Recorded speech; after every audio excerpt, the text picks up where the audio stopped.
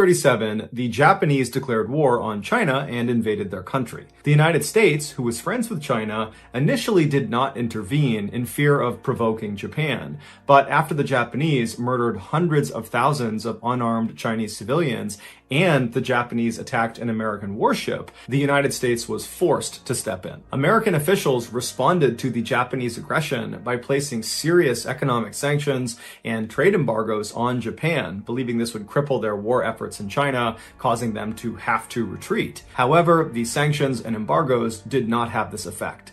Instead, they just angered Japan and made them even more determined to hold their ground in China. Over the next few years, the United States and Japan attempted to negotiate some sort of settlement, but neither side would make any concessions, and so neither side would budge. A few years later, on the morning of Sunday, December 7th, 1941, the Japanese launched a surprise aerial attack on the American military base in Pearl Harbor, Hawaii. After the 2-hour attack was done, over 2,400 Americans were killed, with another 1,000 wounded, and 300 airplanes and 20 ships were either destroyed or significantly crippled. The Japanese had hoped this attack would goad the United States into lifting the sanctions and embargoes they had placed on them from back in 1937. But instead, all the Japanese did was goad the United States into all-out war with them. One day after the Japanese attack on Pearl Harbor, the United States officially declared war on Japan, thus entering World War II. On the day the Japanese bombed Pearl Harbor, Jack Lucas, like every other American in the country, was glued to his radio listening to the news. He was devastated and shocked at this carnage he was hearing about in Hawaii. And so by the time the President of the United States was declaring war on Japan, Jack had already made up his mind that he was going to join up and he was going to fight for his country. However, there was an issue. Jack wasn't old enough to join the military. You needed to be 17 years old, and Jack was only 14. But this was not going to stop Jack. So he created this fake document that said he was 17 years old, and he forged his mother's signature on it. And then, after bribing him, he got a notary to sign off on this document as well. And so Jack took his forged documentation, he gave it to the recruiter, and before long, Jack was accepted into the armed services and was on his way to Marine Corps boot camp. After completing initial training and becoming a Marine, the Marines found out Jack's paperwork was actually faked. But instead of kicking him out of the military, they said, Jack, you can stay in, but under one condition. You can't go overseas to combat. You have to stay in the United States. You can drive a truck and help out around here, but you can't deploy and go to war until you're of age. Jack was not happy about this, but initially he did as he was told, and he did just drive a truck around and support it as best as he could. But after about 1.5 years, 2 years of this, Jack just couldn't do it anymore. That was not why he had forged this document to get into the military. He had done that so he could actually go fight in the war.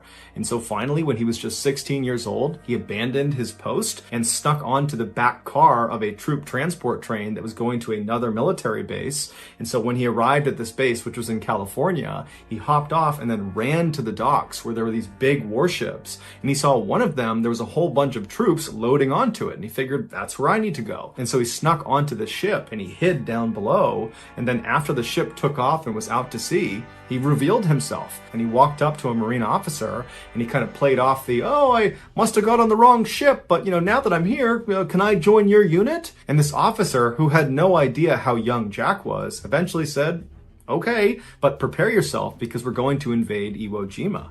Now, Jack had never heard of Iwo Jima and did not know its significance. But frankly, Jack didn't really care. He was just glad that he was actually going to see combat. What Jack couldn't have known, and what the other Marines on this ship couldn't have known either, is that the battle for Iwo Jima would become one of the bloodiest and deadliest battles of the entire war. The Japanese that were on this island defending it were absolutely fearless and would not surrender despite being outnumbered, and they were heavily entrenched in these caves and tunnels built in all over the island, and they rarely left these caves and tunnels.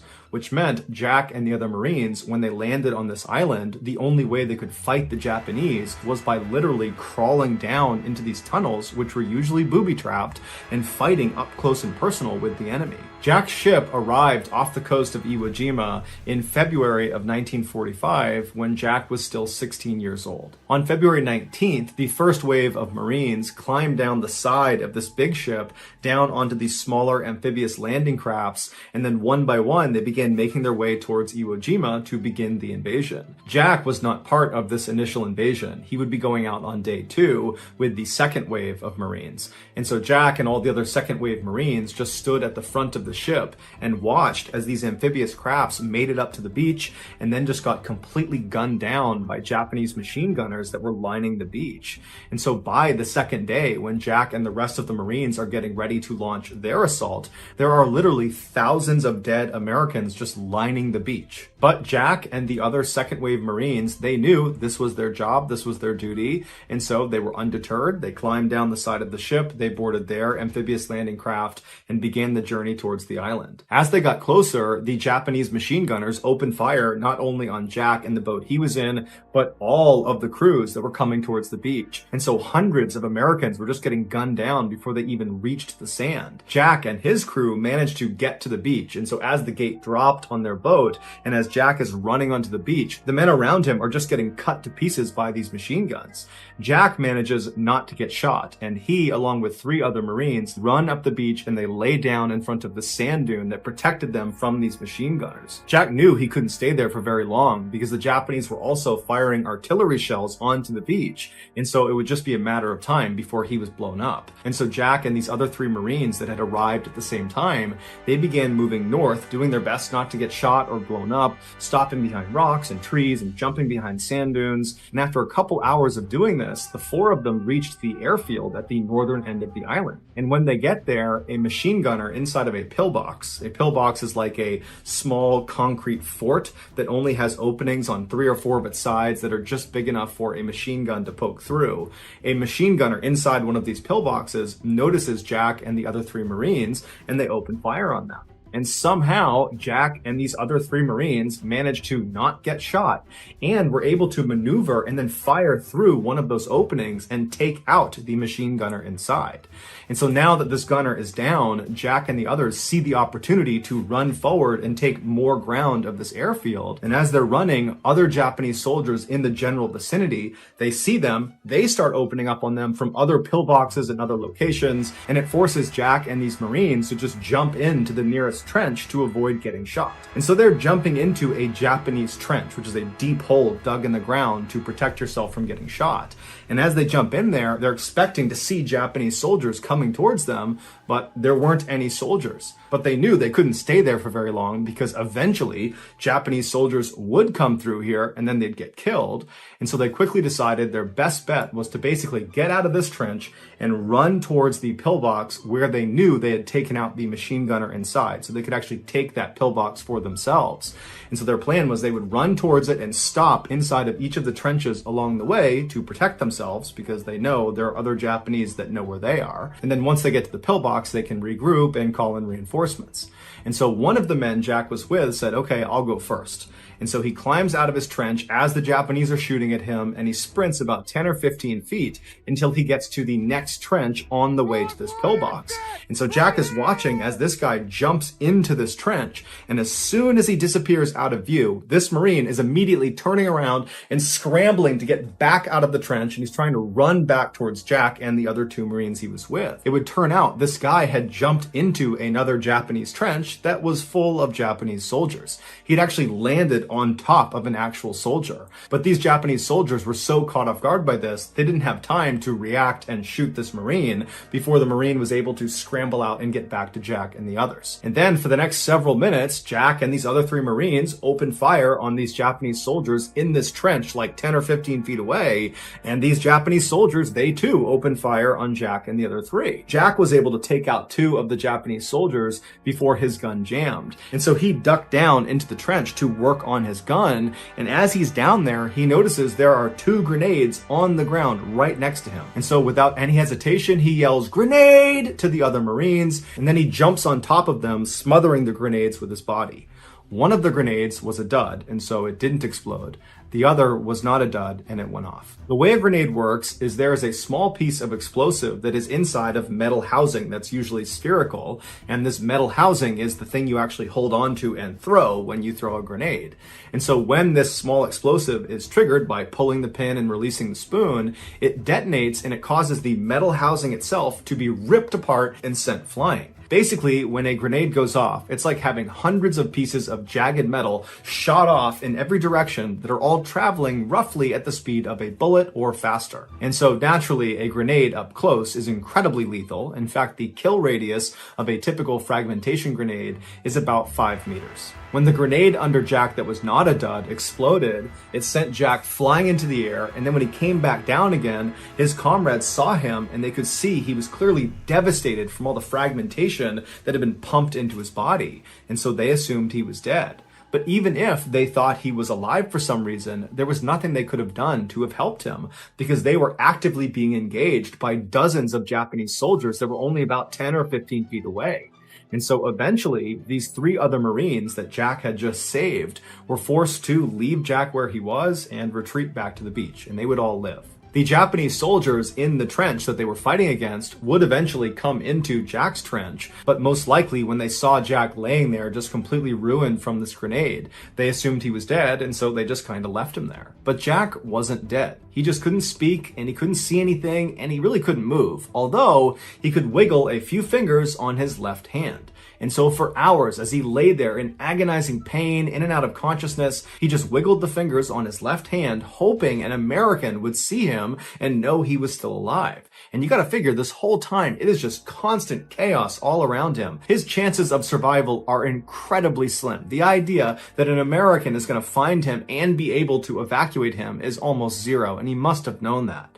But by some miracle, eventually another American unit did find their way into Jack's trench, and they did notice him wiggling the fingers on his left hand. And so they were able to evacuate him from the trench down to the beach, and from there, under the cover of darkness, they were able to bring him out to a hospital boat offshore, and there he would begin the first of 26 major surgeries to remove the grenade shrapnel from his torso, his arm, and his face. Despite his grievous injuries, Jack would surprisingly make a full recovery. And 8 months after his injury, the President of the United States would award him the highest decoration for bravery, the Medal of Honor. He would be the youngest recipient of this award since the 1800s, and to this day, he is one of only a handful of miners to have won this award. Following his departure from the military, Jack would survive a near-death experience while skydiving when both of his parachutes, his main and his reserve, failed, and he just smashed into the ground, but somehow lived. He would also survive a very bad house fire, and he would survive an assassination attempt on his life by his ex-wife. And so naturally, he titled his memoir Indestructible. Jack would eventually die of natural causes on June 5th, 2008. He was 80 years old. So that's going to do it, guys. If you found the secret in today's episode, let us know in the comments section what it is and where you found it. So give us the timestamp. And if you're the first to do that, we'll pin you at the top of the comments section. If you got something out of today's episode and you haven't done this already, please continuously maneuver your vehicle in front of the like button's car on the highway and then turn on your blinker, but don't change lanes. Also, please subscribe to our channel and turn on all notifications so you don't miss any of our weekly 2 or 3 video uploads. We are now selling merchandise like this flannel, like this hat, and a whole bunch of other stuff. If you're interested in official MrBallen merch, go to shopmrballen.com. Also, please follow our shop's Instagram page. The username is shopmrballen. There you will find upcoming deals and promotions. If you want to get in touch with me, you can direct message me on Instagram or on Twitter. My username for both platforms is the same. It's johnballen416. I also have a ton of content over on TikTok where my username is MrBallen. We also have a second YouTube channel called MrBallen Shorts where we post random short videos and lost episodes. If you have a story suggestion, please submit it to our subreddit just called MrBallen. It's linked in the description below. So whether I see you on Twitter, Instagram, TikTok, Reddit, YouTube, or some combination, just know that I really appreciate your support. And until next time, that's going to do it. See ya. I want to give a special shout out to Billy Jensen, who is a fantastic true crime investigative journalist who wrote the article for the LA magazine called The Secret Life of Johnny Lewis. That article was used extensively in the making of today's video. So thank you, Billy. Johnny Lewis was only 7 years old when he landed his first acting role. Granted, it was only a bit part in an obscure escalator safety video, but it was a start. From there, Johnny appeared in dozens of commercials, including with Pizza Hut, before someone recognized this kid has real talent, and he earned appearances on the hit TV shows Seventh Heaven, Malcolm in the Middle, and Drake and Josh, which were really big in the late 90s and early 2000s. In 2001, when Johnny was 18 years old, he had made enough money from acting that he was able to leave his parents' home in North Los Angeles and move into a new home right in Hollywood with a bunch of other up-and-coming actors and actresses. By 2006, when Johnny was 23 years old, he was riding high. He had landed several more big TV roles, like a recurring role in the show The OC, which was very popular in the 2000s, and in 2006, he was dating the mega pop star Katy Perry.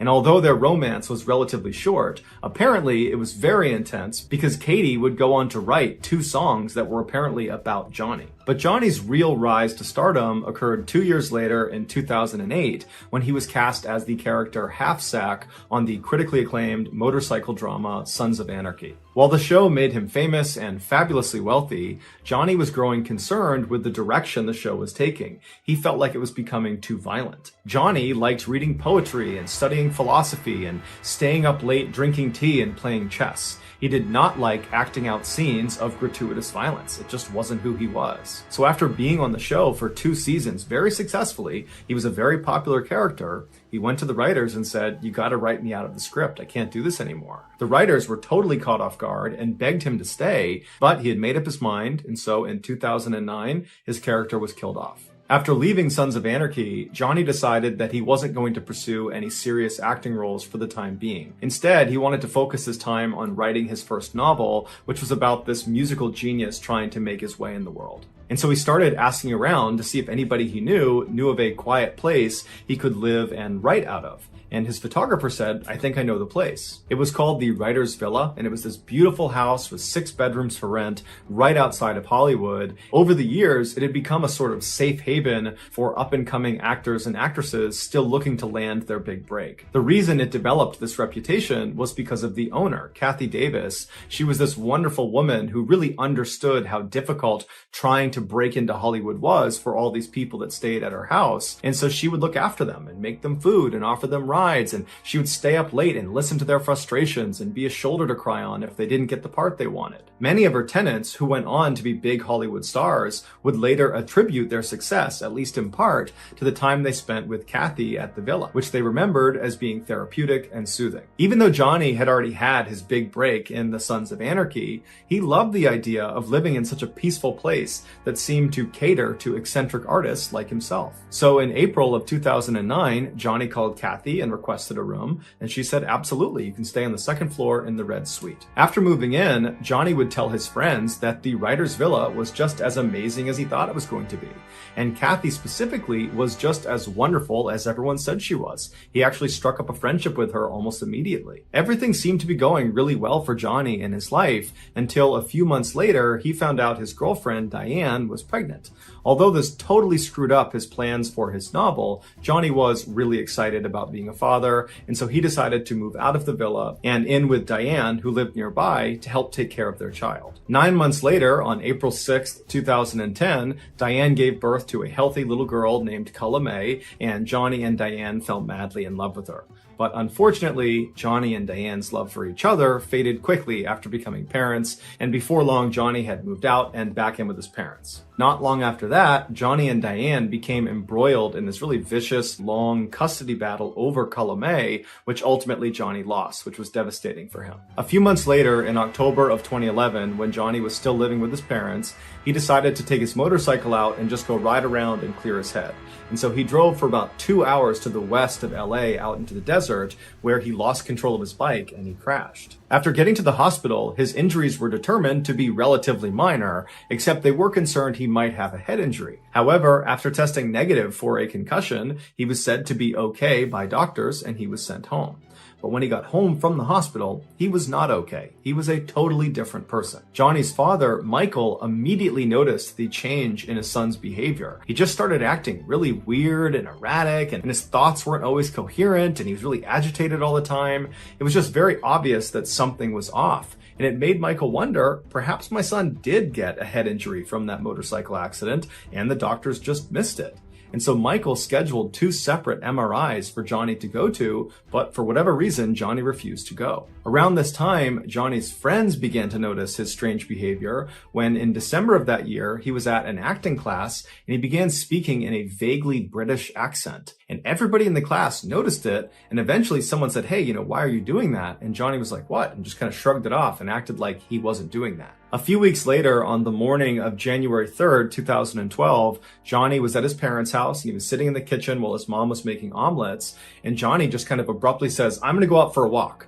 So he gets up, he's only got his pajamas on, no shoes on, he walks out the door, and as he's walking down the road, he gets maybe 10 or 15 feet away from his parents' house when he hears someone screaming, like they're screaming in distress. And he thinks it's coming from the apartment that was right next to his parents' house. And so he breaks into the apartment, but there's no one in the apartment. It's totally vacant. And so as he's in this apartment, wondering what's going on, the 2 men that owned the apartment, they came home and they see Johnny standing there, and they told him he had to leave immediately. And instead of leaving immediately, Johnny grabbed a nearby glass bottle and he charged at them and hit them both over the head with the bottle before they managed to restrain him and hold him down until the police showed up. Johnny claimed he was acting in self-defense, but the police didn't believe him. And so they charged him with trespassing, burglary, and assault with a deadly weapon, and they sent him to jail. When Johnny's father was finally able to come to the jail and bail his son out, it had been 8 days, and in those 8 days, Johnny had been moved from general population to a psych ward because he was banging his head against the inside of his cell,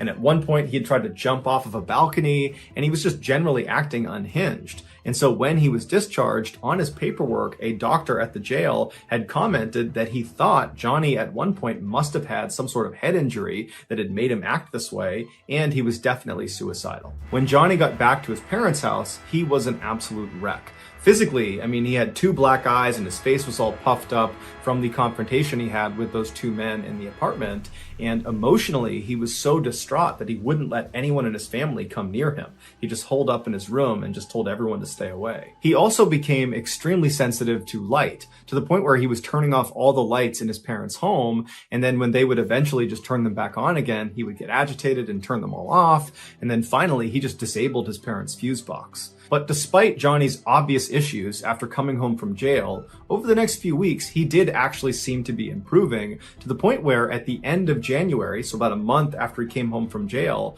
his parents allowed him to move out and go live on his own in Santa Monica, California, about 30 minutes away. But as soon as he was living on his own, his troubles started again. On February 10th, so about a week after moving into this place in Santa Monica, he was arrested for punching some random stranger in the head outside of a yogurt shop, but he was ultimately released on $20,000 bail. A couple of days later, Johnny, fully clothed, just walked into the ocean, and when he was pulled out, he had to be brought to the hospital to be treated for hypothermia. A couple of days after getting out of the hospital, he was arrested again, this time for trying to break into a woman's apartment in Santa Monica. He claimed he thought it was his friend's apartment, but nobody believed him, so he was brought to jail and then released on bail again. After this second arrest in Santa Monica, Johnny's parents finally convinced him to go see a doctor about this potential head injury they thought he got from that 2011 motorcycle crash. Even though that jailhouse doc had suggested Johnny had a head injury, he had not officially diagnosed him. So Johnny needed another doctor to officially diagnose his head injury so they could begin to treat it. But the doctor Johnny wound up seeing did not suspect a head injury.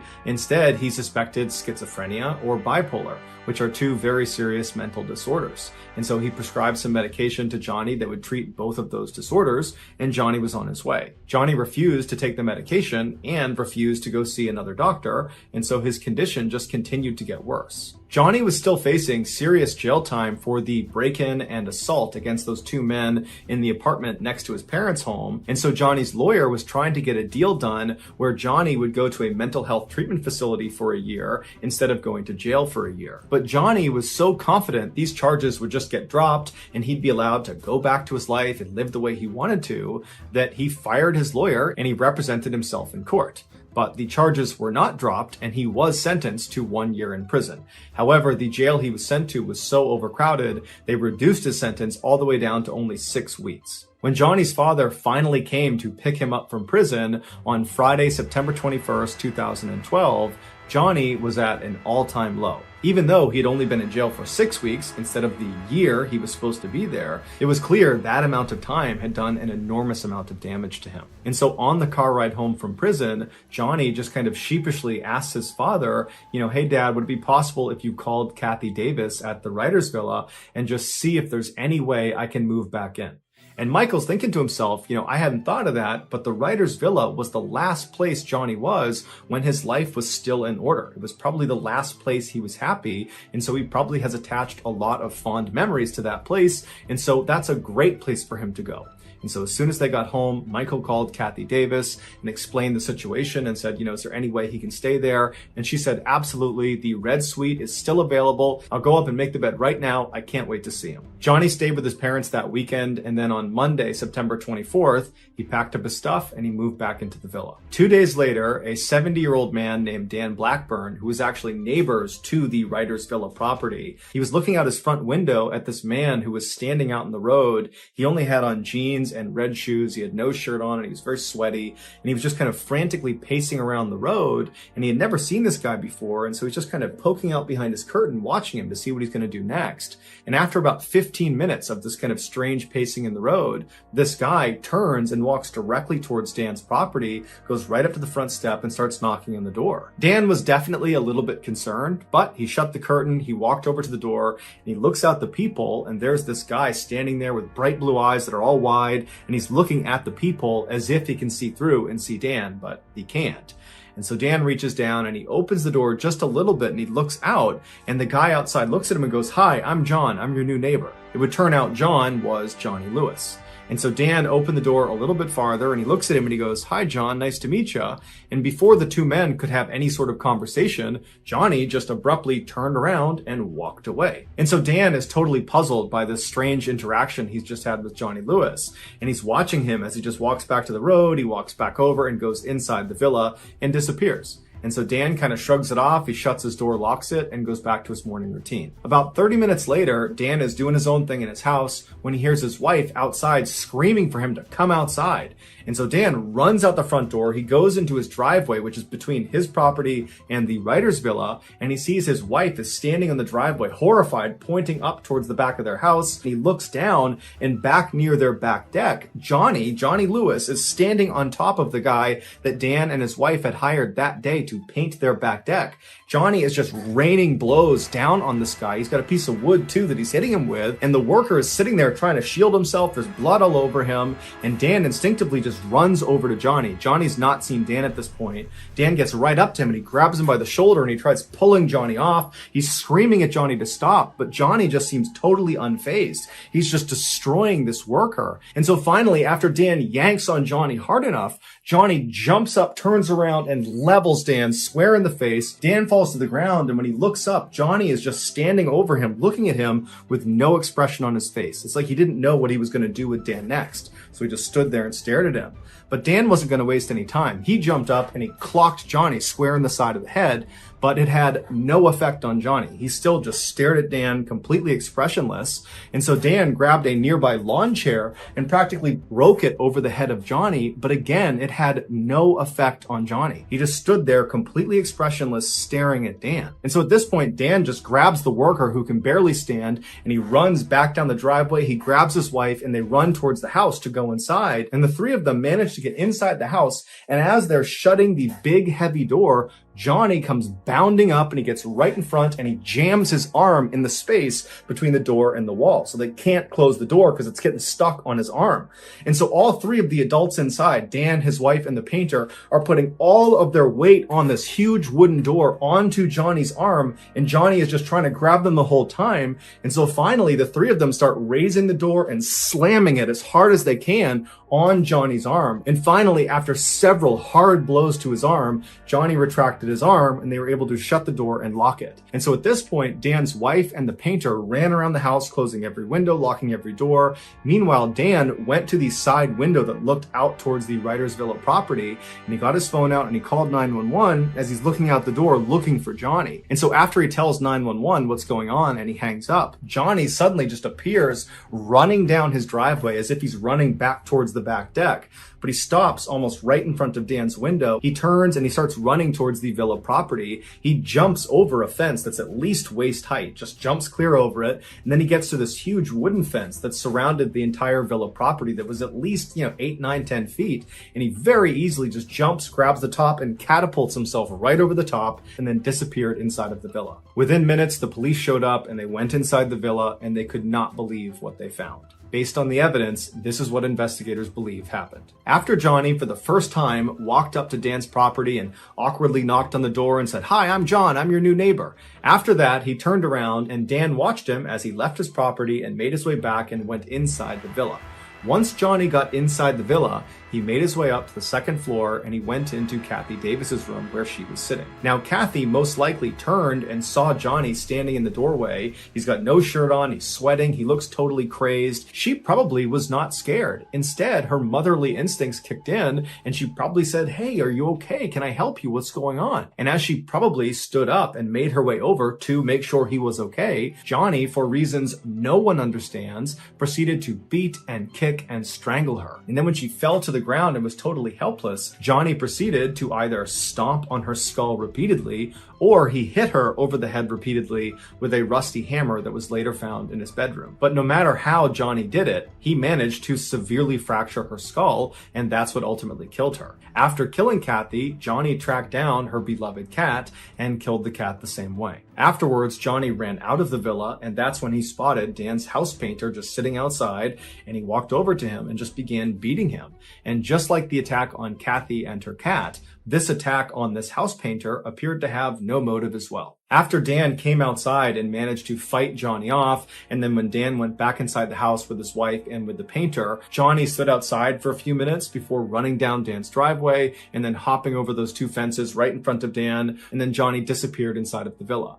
Once Johnny was in the villa, it's believed he climbed up to the upper patio or onto the roof of the villa itself, and from there he either jumped or fell to his death on the driveway below. His death was officially ruled an accident, not a suicide. After the news broke about what had happened at the writer's villa, everybody assumed Johnny must have been on some really hardcore drugs. That's the only explanation for why someone would act the way he acted. But when his toxicology report came back, it showed he had absolutely no drugs of any kind, legal or illegal, in his system. He was completely sober at the time he committed this horrible crime. Some believe Johnny really did have some undiagnosed head injury from that motorcycle accident, and this head injury is responsible for his violent outbursts. Others disagree and say the head injury had nothing to do with it. Johnny clearly had some undiagnosed mental disorder. Maybe it was schizophrenia, maybe he was bipolar, maybe it was something else, but it was this mental disorder that led to these violent outbursts. But to this day, no one knows for sure why Johnny did what he did.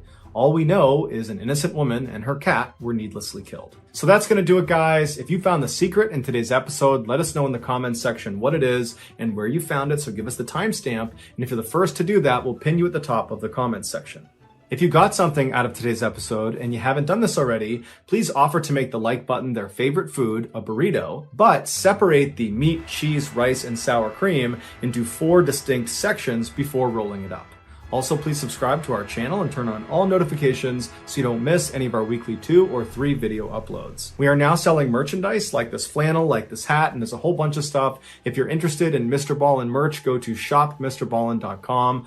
Also, follow our shop's Instagram page. The username is shopmrballen for upcoming deals and promotions. If you want to get in touch with me, you can direct message me on Instagram or on Twitter. My username for both platforms is the same. It's johnballen416. I also have a ton of content over on TikTok, where my username is MrBallen. We also have a second YouTube channel called MrBallen Shorts, where we post random short videos and lost episodes. If you have a story suggestion, please submit it to our subreddit just called MrBallen. It's linked in the description below. So whether I see you on Instagram, Twitter, TikTok, Reddit, YouTube, or some combination, just know that I really appreciate your support. And until next time, that's going to do it. See ya. 21st, 2020, 58-year-old Aristides Polino was driving back to his home in Miami, Florida in his police SUV after completing a midnight shift. Aristides was a 25-year veteran of the Miami police force, and over the last 2+ decades, he had routinely done midnight shifts, so this was nothing new. When he got to his house, he parked his SUV in the driveway, and like always, he went right into his house. He didn't talk to his wife Clara or his son. He just went straight up to his bedroom and immediately fell asleep. About 4 hours later, at 5 p.m., Aristides woke up and he expected to hear his wife's voice somewhere in the house. So when he didn't, and the house was just totally silent, something told him that something was off. So he climbed out of bed, he put on his clothes, and he went downstairs to look for his wife. When he got down to the living room, he saw his son sitting on the couch, but he didn't see his wife. And so he asked his son, hey, have you seen your mom? And he would say, no, I haven't seen her. But sensing on his dad's face that something was wrong, he said, hey, I'll help you look for mom. And so the two men began searching the house, yelling out for Clara, and Aristides began calling his wife, but she wasn't picking up.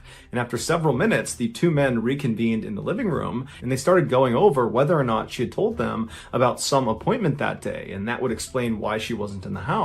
But after talking about it, they decided that she didn't have any appointments and she should be home right now. And so the men decided, maybe she went outside and she's talking to a neighbor, or, she went for a walk and she's talking to somebody on the road. And so they decided they would go outside and search the outside of the property. When they got outside, Aristides went towards the back of the property and his son went towards the front, down towards the driveway. And so as Aristides is making his way around the back of the property, he hears his son scream out for help. Aristides comes running back around the property and he sees his son standing in the driveway with the door of his police SUV wide open. 4 hours earlier, after Aristides came home, he parked his police SUV right in the driveway like he always did, and for some reason he left the car unlocked. And so he goes in the house and he falls asleep. And while he was sleeping, Clara, who was home, she exited the house and walked down the driveway to his SUV. She opened up the door and went inside. It's believed she was looking for something, although we don't know what she was looking for. And while she was in the back of his car fishing around for whatever it was she was looking for, the door she had entered the vehicle in shut behind her. And because this is a police SUV, the back seat was designated for suspects. And so the back two doors did not open from the inside. And there was a very thick partition separating the back seat from the front seat. So Clara could not just reach over the seats and honk the horn to get someone's attention. And Clara did not have her cell phone, so she couldn't call anyone for help. And when she screamed out for help to somebody out on the road to help her, her screams were severely muffled, and the back windows of this police car were heavily tinted, making it extremely difficult to see that there was a person in the back seat of this car. So for 4 hours, Clara desperately screamed and kicked and punched and did everything she could to try to free herself from the situation she was in. All the while, the temperature inside the car continued to go up. The SUV was parked in full sunlight, no shade whatsoever, and the temperatures that day were over 90 degrees Fahrenheit. And so by the time Clara was ultimately discovered, the inside of that SUV had effectively become an oven. Aristides ran over to his vehicle and he pulled his wife out and he started doing CPR on her, but it was too late. She had died of heat stroke. Her death was ultimately ruled an accident. 21, a father and his young son were out for a walk in their small suburban town just outside of Barcelona, Spain. When they reached their downtown, they were going to turn around and walk back home, but the boy pleaded with his father to make a quick stop at the old theater. The reason the boy and many other kids in the town loved going to this old theater was because out front of it was this huge papier-mâché statue of a dinosaur, a stegosaurus to be exact. And so after a little bit of convincing, the father finally agrees and they start heading in that direction. After they turned the corner and could actually see the dinosaur statue, the boy took off running while the father just stayed back and walked leisurely, watching his son the whole time. And as he's watching his son, he can see he gets right up to the statue, and then the boy just kind of suddenly stops and stares at something on the bottom of the statue. And so the father notices his son has seen something peculiar enough to make him stop and stare, and so he yells to his son, "Hey, what do you see?" And the son just points at the back right leg of the statue. And so the father thinks this is really weird, so he jogs up to his son and he crouches down right next to him and looks in the direction his son is pointing. And at first, the father believes all his son is pointing at is this fairly obvious crack on the outside of the statue on the back right leg. And he's thinking his son has just noticed that the statue is kind of falling apart. But as he's looking at this crack that his son is pointing at, he realized his son was not pointing at the crack. He was pointing at what was behind the crack, what was inside the dinosaur statue.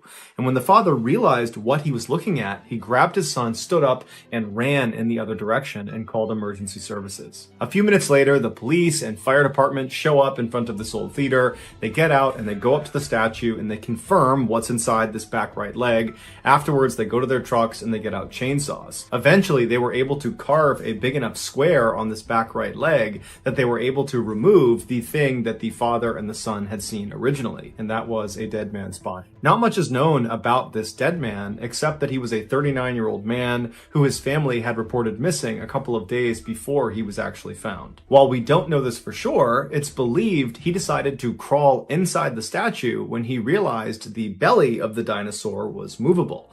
Now, it's not entirely clear how he figured that out.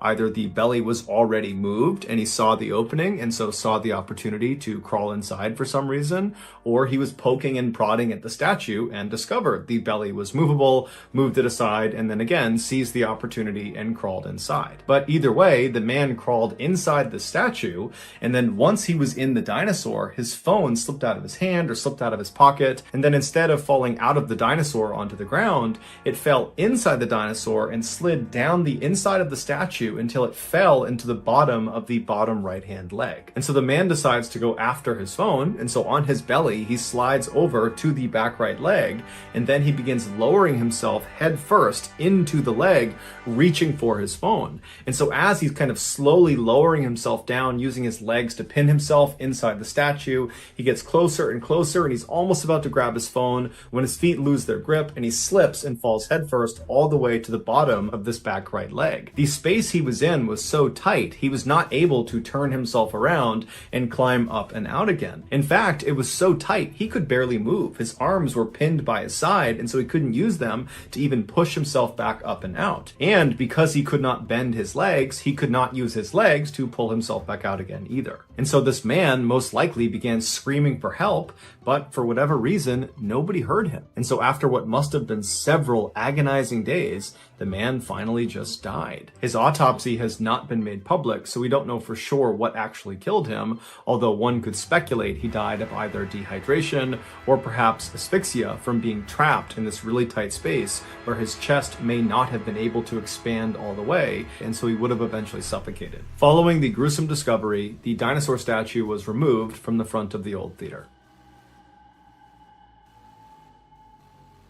In the early 1980s, John Harder was the classic, athletic, popular kid at his high school in Delaware, Ohio, which is a relatively small town just outside of the state's capital. But unlike most stereotypes that paint high school jocks as being these total jerks that bully people and they're kind of stupid, John was none of those things. He was incredibly friendly and very warm-hearted and seemed to get along with everyone. John also was known for having a great sense of humor. In particular, he liked to play these kind of harmless pranks that would make people smile, like the time he very enthusiastically joined the cheerleaders during a high school pep rally, despite not actually being a cheerleader himself. John was set to graduate from high school on June 5th, 1983, and his plan was to study accounting at Kent State University the following year.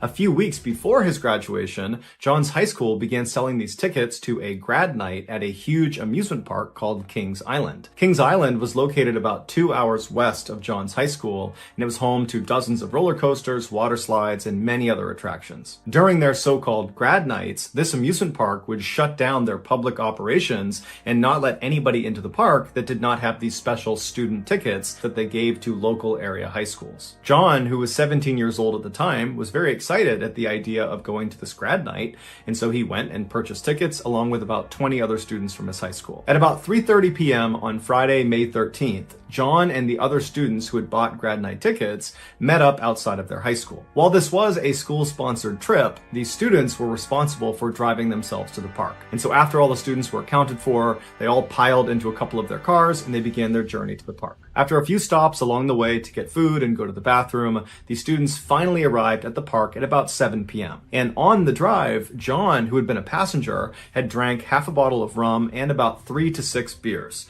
And so when he got out, he could barely stand. He was so drunk. And so the students made their way over to the front gate. They showed the attendant their grad night ticket, and they were allowed inside. And surprisingly, despite it being this special night where only people with these tickets were allowed in, it was still pretty crowded. There were lots of students that apparently wanted to come to this event. Once John and the rest of the students from the Delaware High School had come inside the park, there was no rule that they had to stick together for the duration of their time there, and so they all kind of broke into their separate groups and went their separate ways. In John's particular group was his girlfriend Pam, and for the first hour they were in the park together, all they did was bicker and fight. Onlookers would say John looked visibly upset and very emotional and very drunk. By 8:30 p.m., when John's group had gotten in line for this roller coaster, John was now openly saying, "I don't want to be here anymore, I just want to go home." It was pretty obvious he was still just mad at Pam, and that's why he was saying all this, was just trying to make Pam feel bad. And so some of the group members told John, just, "Hey man, calm down, you're overreacting, just try to enjoy this ride, and then afterwards we'll get some food, it'll be fine." But it was pretty clear that John was really worked up and seemed incapable of having a good time at this point. But regardless, John and the rest of the group, they got on this ride at about 9 p.m. and then after the ride was over, they disembarked and they walked away from the ride to regroup and figure out what was next. And they're looking around and John is nowhere to be found. And so after waiting for a few minutes and actually walking around looking for him, they decided that, you know what, he was really upset before he got on this ride. He probably just wanted to walk away and be by himself for a bit. I'm sure we'll see him later in the night. So John's group, without John, just continued going around the park, going on different rides. And for the next few hours, they kind of forgot about John. It wasn't until the end of the night when over the loudspeaker, the park officials said, "Okay, we're closing the park now," that they started walking out and wondering where John was. And they were convinced, you know what, I'm sure he's back at the car. He's probably waiting for us because he just wants to go home.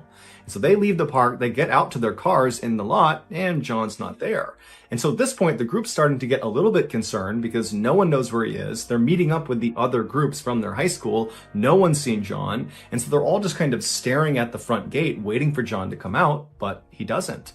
And then eventually the lights in the park start shutting down and the security guard comes out front and locks the front gate.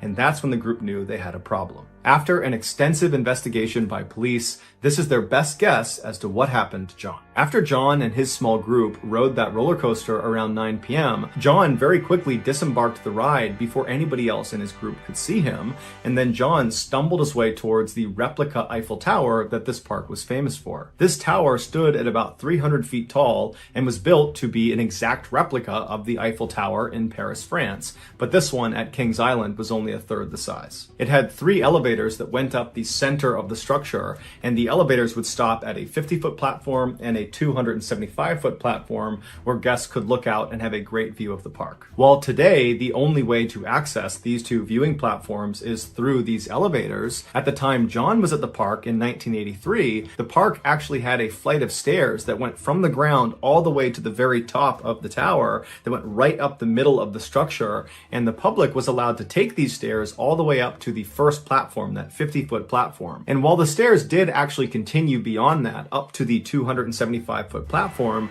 the public was not allowed to go any higher on the stairs than that first platform. And so if you took these stairs, once you got to the 50-foot platform, there would be a big fence right on the stairwell preventing you from going any farther. And it says authorized personnel only, don't go any farther. And so the only people that would walk up those additional flights of stairs were staff that had a special key. When John stumbled his way over to the base of this replica tower, he did not get on an elevator. Instead, he took the stairs. So he made his way up to the 50-foot platform, and then when he got to this 6-foot tall gate preventing him from going any farther, he just climbed up and over it and continued walking up the stairs, and nobody stopped him. He finally came to a stop just below the 275-foot mark, and so he's on the stairwell, and at this point he turns and faces the inside of the tower. It's all these metal beams all over the place, and he climbs over the railing of the stairs he's on, and he climbs onto this narrow beam that's actually a part of the support structure of this tower, and he grabs onto the beam above him and just begins walking along this beam towards the center of the tower where the 3 elevator shafts are. Now, there's no safety net on either side of John, so if he slips and falls, he's falling hundreds of feet to the ground. And if he keeps walking and actually gets into into the elevator shaft, there's nothing protecting him from being struck by one of the elevators, because the people who built this tower were not thinking about people walking on these exposed beams hundreds of feet up into the air. This is a totally dangerous and unauthorized area. But John just continues shimmying across this beam until he does get to the middle of the tower, and now he's literally standing looking down into the elevator shafts. And as he's most likely looking around, admiring where he was, one of the elevator cars below him began to start moving. To understand what happens next, you need to have a rudimentary understanding of how this elevator worked. A large metal rope was attached to the top of the elevator car, and from there it was thread up the elevator shaft all the way to the top, where it was fed through a pulley that was anchored to the ceiling, and then that rope was fed right back down the shaft to the bottom, where it was attached to a counterweight. A counterweight is just a large heavy weight that's designed to balance this elevator car on this pulley system. Without the weight, the elevator car would just slip off of that pulley. And so anytime the elevator car moved up, the counterweight would move down, and vice versa, making sure that car was always balanced. And so John is standing right on the edge of this elevator shaft, presumably just kind of looking around, admiring where he was, when down below him, that elevator car starts to move, and it starts to actually descend away from John. And so the car itself is not necessarily a threat to John. However, its counterweight is, because if the car is going down, its counterweight is going up, and it's right in the path of John. And so as John is leaning out over the shaft looking around, this counterweight comes screaming up and picks him off of the beam he's on and carries him up into the shaft. The impact on John was so strong that it's believed he was actually impaled on some of the exposed metal wiring on top of this counterweight, and he got totally tangled up in all of the cables on top of there. And so as John is desperately trying to free himself, the elevator operator, there was always a staff member inside of these elevator cars, he actually noticed when John got stuck on the counterweight. But of course, this worker would have no idea that's what it was. They would later recall, it just felt like the car suddenly jumped. And so this worker, fearing that something had gone wrong with the elevator car itself, he decided he would ride it all the way to the bottom, let everybody get out, and then ride back up to the top, totally empty, to make sure that the car actually worked before allowing people back on. And so the worker went to the ground, everybody got out, he closed the doors, he began his ascent. He got to that first platform at 50 feet, no issues. He got about 10 feet above that first platform, so at about 60 feet, when all of a sudden he hears an unbelievably loud thud on the roof of his elevator car, causing his car to immediately come to a stop. And then blood began pouring over the sides of the car over the windows. After getting stuck on the counterweight, John probably did everything he could to try to free himself, but he just couldn't do it. However, when that elevator worker decided to go back up again to test the capacity of the elevator car, it reversed the direction of the counterweight that John was stuck on. And so as that car was going up, John began going down, and it was on this descent that parts of John's body must have been dangling off of this counterweight, and they must have struck one of the beams as he was going down, and that beam effectively pried him off of whatever he was stuck on and threw him over the edge into the center of the shaft.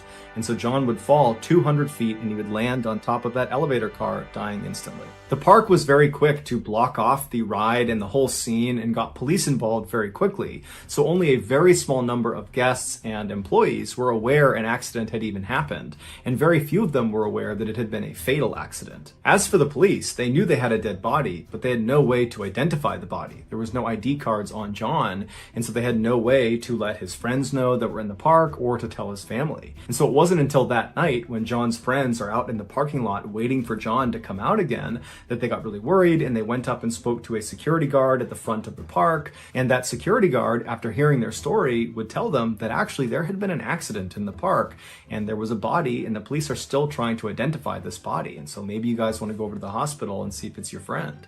So sure enough, the friends went to the hospital, and they would confirm that the body was John Harder. To this day, no one knows for sure why John did what he did.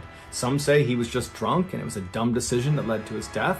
Others say he was suicidal, but many of the people that were close to him say, no way, he was not suicidal.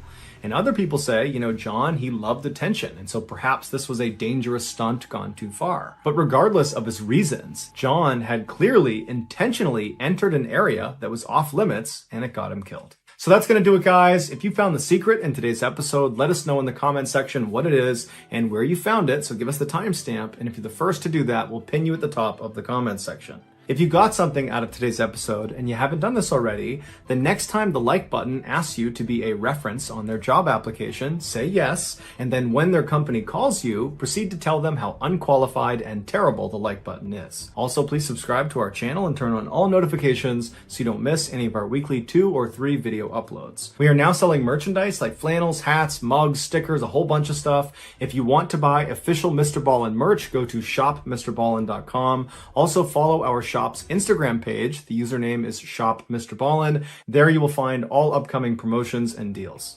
If you want to get in touch with me, you can direct message me on Instagram or on Twitter. My username for both platforms is the same. It's johnballen416. I also have a ton of content over on TikTok where my username is MrBallen. We also have a second YouTube channel called MrBallen Shorts where we post random short videos and lost episodes. If you have a story suggestion, please submit it to our subreddit just called MrBallen. It's linked in the description below. So whether I see you on Twitter, Instagram, TikTok, Reddit, YouTube, or some combination, just know that I really appreciate your support. And until next time, that's going to do it. See ya.